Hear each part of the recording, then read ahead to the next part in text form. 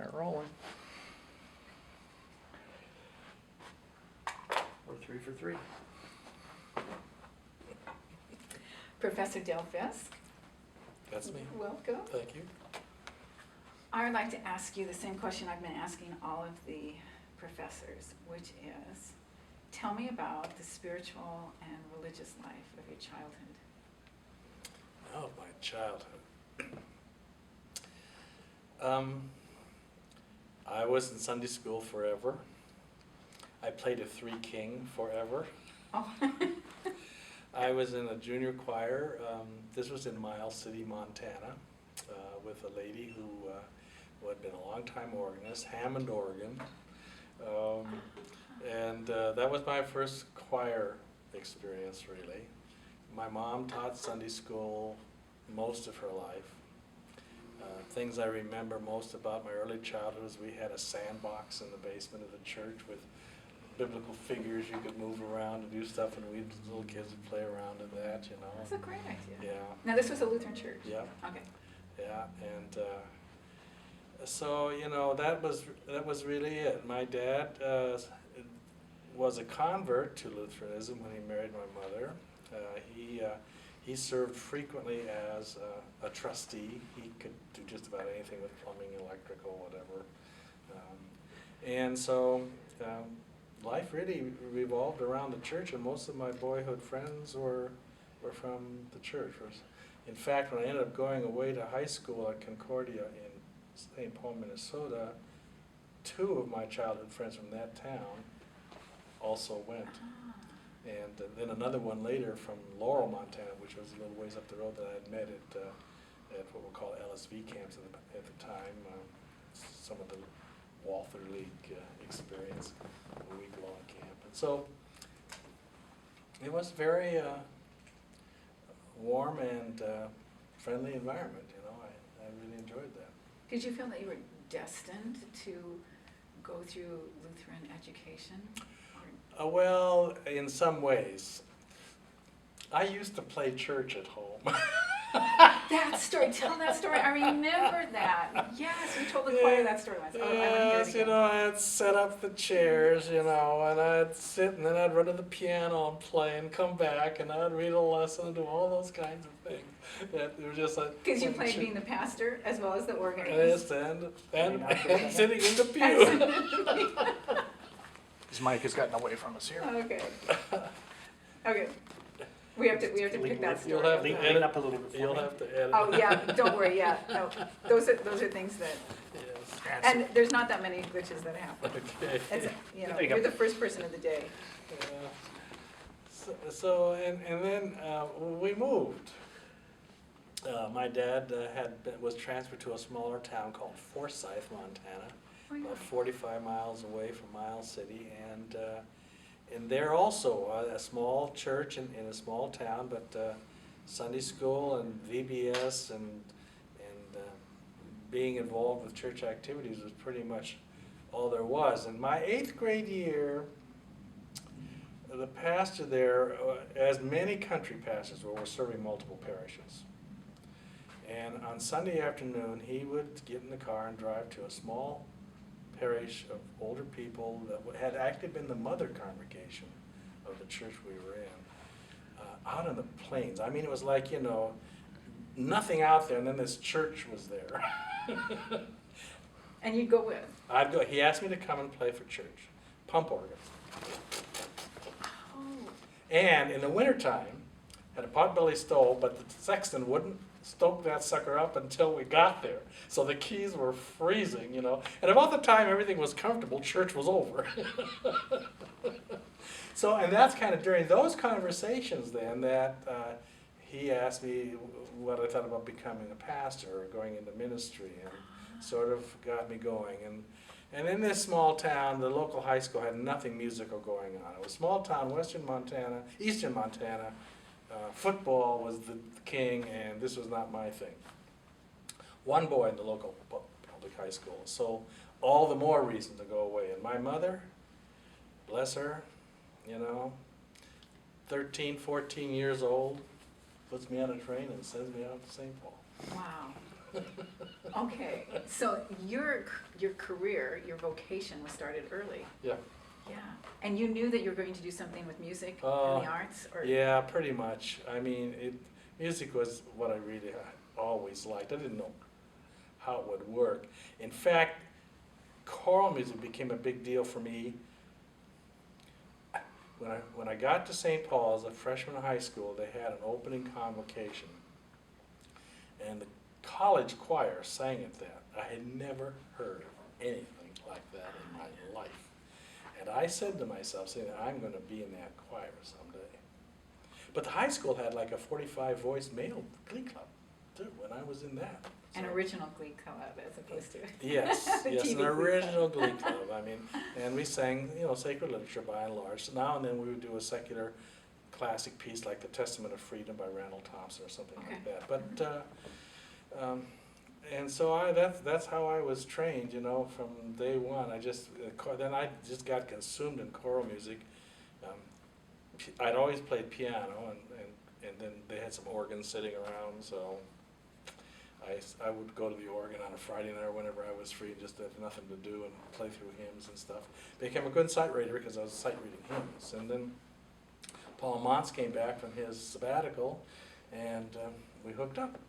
Ah, okay, I didn't know about that connection with Paul Montz. So he was one of your mentors? No, one he of was the my people- teacher. In fact, even in high school, he was instrumental in moving me from a pastor's training where, when you were in high school back then, by the time you were a senior, you were taking 3 languages, Latin, German, and Greek. Okay. And the practicing was going by the wayside as I was trying to deal with the languages. And I was very frustrated, and so I got called into the principal's office, and Paul Moss was there, and he told me, Dale, there's more than one way to serve the Lord, and you've got special gifts, and you ought to look at those gifts and decide if you can use those to serve the Lord. And you might better do that in a teach ed program. You can you only have to have one language. Okay. And so at that time, Paul Montz already was established as a composer, Oh, yeah. an Well, organist, Yeah, concert. he was, but not in the way that you might know him today. But back then, he was just beginning to have published improvisations he'd been working on for some time. I used to turn pages for him. He did hymn festivals quarterly at his church, and he'd also do some major works. And so I ended up being his page turner. I even directed his children's choir while he was gone for a while, and he was a major influence in my life. I wanted to ask, how that marked you. Yeah, How were you no, formed by Yeah. the music and the people? So Just- it sounds like Yeah, this was a huge I think person. I learned more about what it means to play for church, to deal with leading congregational song, and the kind of music that's appropriate to the worship service through him, as opposed to the kind of music that might be appropriate in a recital, or takes over. He used to play a major piece every Sunday, but he would do it by inviting those who wanted to hear it to the balcony where the organ was. Before worship, after worship? After worship. He never played a postlude, but he would have a piece ready, and people who wanted to hear organ music without all the distractions of walking out and talking and all that kind of stuff could go to the balcony, and he would play a major piece at that point. But the rest of the service was all service music. I would say that about you, that your time at Concordia was marked by being a pastoral musician, and you always put primary emphasis on the song being out in the congregation, and that everything serves one whole point. It's all woven together. It's not compartmentalized. That's right. Yeah. It's focused, it flows, the deal with the congregation's choir, really.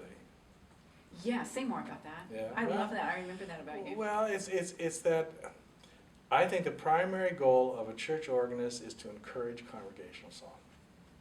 I mean, I can't say anything more simpler than that. And the choir's role, if you as a choir, first and foremost is to help do that. Second is to do music that is appropriate to the liturgy that the congregation doesn't learn, the propers. And third, then to provide special music or special occasions. Okay. But that's So that leads me to the next question, which is, what did Lutheran worship mean to you growing up? And then, did that change? Did that shift over time? What does it mean to you now? If I say Lutheran worship. Compare and contrast. Lutheran worship back then was a homogeneous thing from congregation to congregation. You know, we all knew page 5, page 15, the Lutheran hymnal, 1941.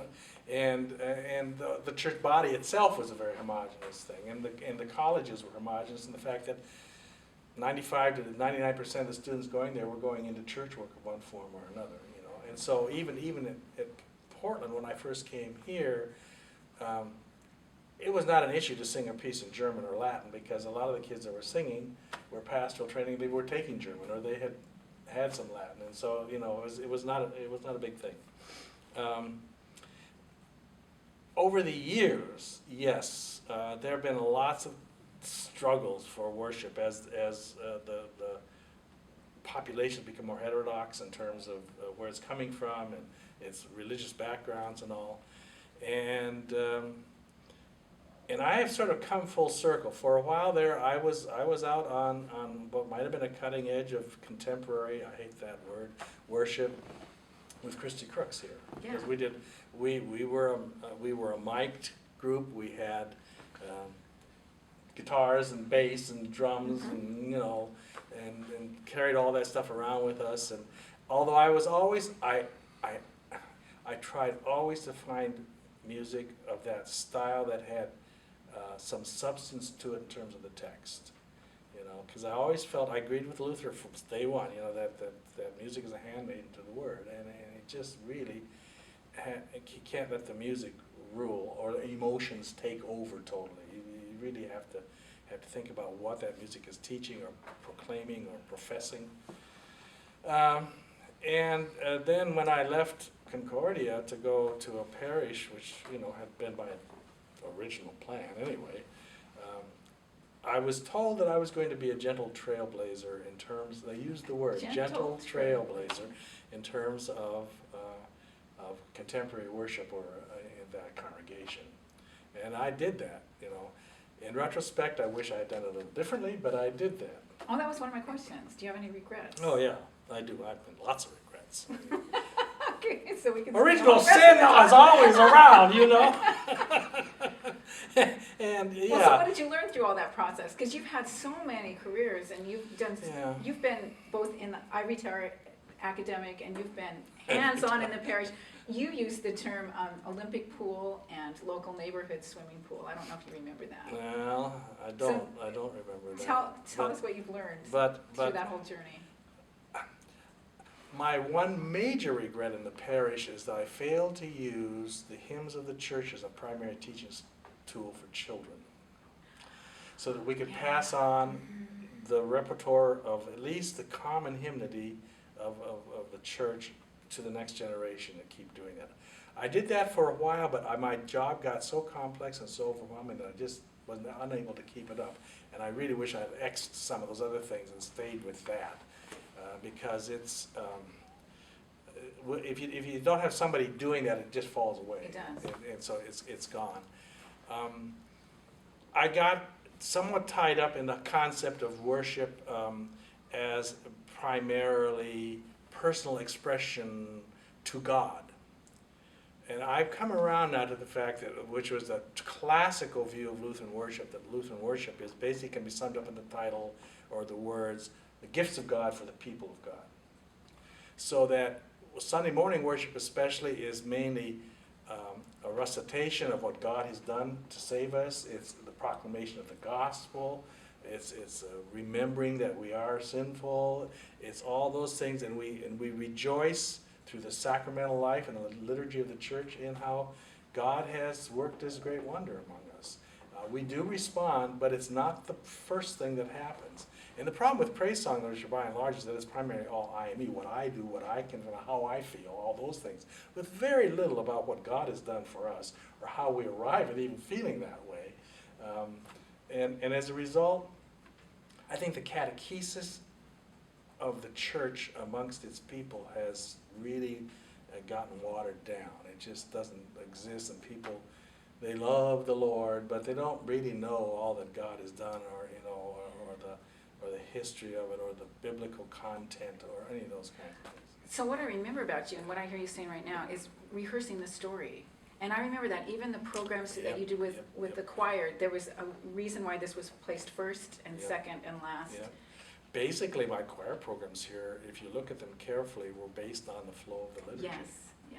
You know, Which itself is rehearsing the story of salvation. well, and it was also very practical because the choir sang out on Sundays and we had to learn literature throughout the course of the year that fit with the liturgical life of the church. And so the concert program eventually became, we took some of that as well as some special things we learned for the tour, but that's kind of how that all came about, yeah. Can we back up now and go to your advent here at Concordia? What those early years were like when you came, what was the music when you came, what happened? Well, when I came, Concordia was a very small junior college of about 120 students or so.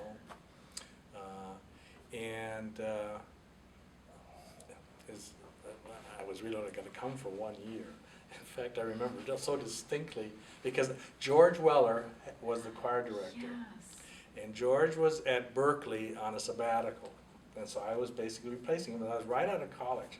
And another reason, I took the position because I thought, oh, this is good. I can replenish my pocketbook a little bit, learn something, and go on for my graduate degree. And when I got here, 1963. 1963, there's some very funny stories because I was very young. I've always looked very young. And I remember even one of the early times in the cafeteria where they served family style. So Yeah. people said that a high school senior tried to cut in line in front of me, thinking I was some lowly freshman in high school. And I had to set him straight. But Gently, as a gently, gentle yes, yes. At any rate, when I got here, George Weller was an interesting, musically alert and personable individual with a wide host of interests, but he was not terribly well organized. Music was all over the place. Just, you know, I was trying to find out what resources do I have, you know, when I showed up. What am I going to put in front of the choir? How am I going to do this, you know? And so, being the brash young man I was, I marched into the president's office and said, I need a file cabinet. and Dr. Weber? Dr. Weber, yeah. And he's like, why do you need a file cabinet? Well, music's all over the place, and I really can't work with the music if I can't figure out where it's all at. And so you went directly to the president? I went directly to the president, there's no question. Okay. And I said, and if you can't afford to buy one, take it out of my salary. He said, you've got your file cabinet. So that was basically the first thing I did was get all the music together so I could figure out what the resources were that were here. And then, you know, when you have a new director on a campus, this is a 2-year campus, it's a little easier than at a 4-year campus. There's a lot of loyalties that are built up, and so here I was coming in, you know, and I was on an unknown and all. So I still had a choir of about 38 or 39 kids out of 118 on campus, you know. And they were all very, very good, and the year went really well. John Scheck was directing the boys' choir in the high school at the time. He sort of mentored me through the first Christmas carol because he knew where we were going, what we were doing. And the other man that was there was Menzel, Professor Menzel, who was sort of a public relations guy. He also taught religion. Okay, And so. good. We're going to take a break. We got to Menzel.